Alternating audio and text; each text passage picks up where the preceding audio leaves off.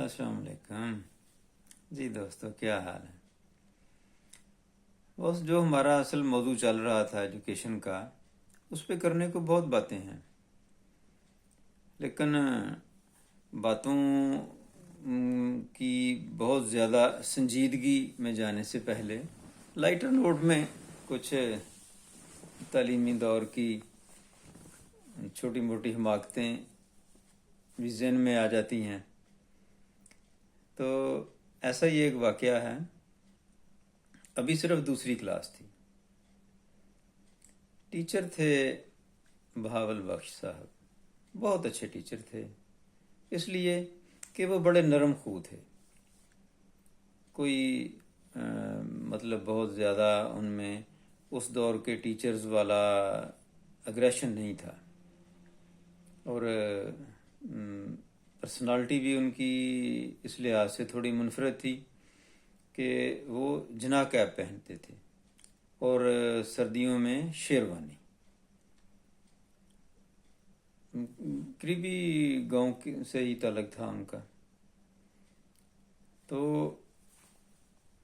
جن دنوں میں ان کے پاس دوسری کلاس میں پڑھ رہا تھا، تو ان دنوں ہیڈ ماسٹر صاحب ہمارے اسکول میں آئے، نئے تعینات ہو کر۔ ان کا نام بھی مجھے یاد ہے، رحمت اللہ سوری۔ وہ بھی بالکل ینگ تھے، میں بھی ان کی وہ پہلی پوسٹنگ ہو، پبلک سروس کمیشن کے ذریعے وہ آئے تھے، اور لاہور کی طرف کا کوئی علاقہ تھا ان کا، اردو ہی بولتے تھے، اور اس دور میں اردو بولنا بھی ایسے ہی تھا جیسے بعد میں انگلش بولنے کو بہت ایک سمجھا جاتا ہے، تو اردو بولنا بھی ایسا ہی ہوتا تھا اس وقت۔ خوب وہ 3 پیس پہنتے تھے، ٹائی لگاتے تھے، بڑے نفیس آدمی تھے۔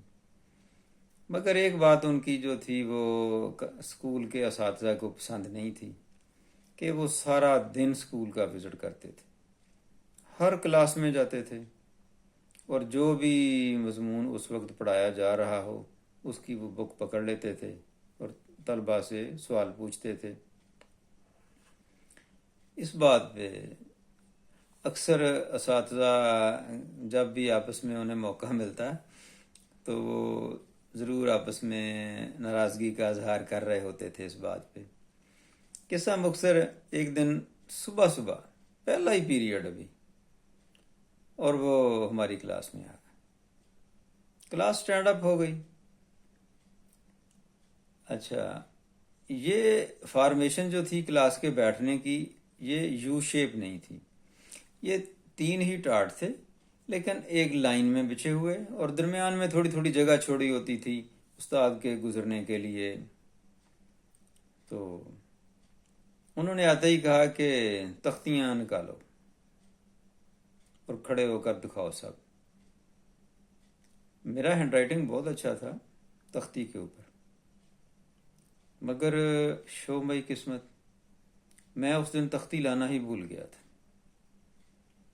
اب پریشانی بن گئی یکدم، اور پریشانی میں کچھ نہ سوجا، تو میں نے فوراً اپنے سے پچھلی صف والے ایک اپنے ساتھی طالب علم سے کہا کہ یار اپنی تختی مجھے دے دو، میں یہاں دکھا لوں گا۔ وہ ایک طرف سے انہوں نے دیکھنا شروع کر دی تھی،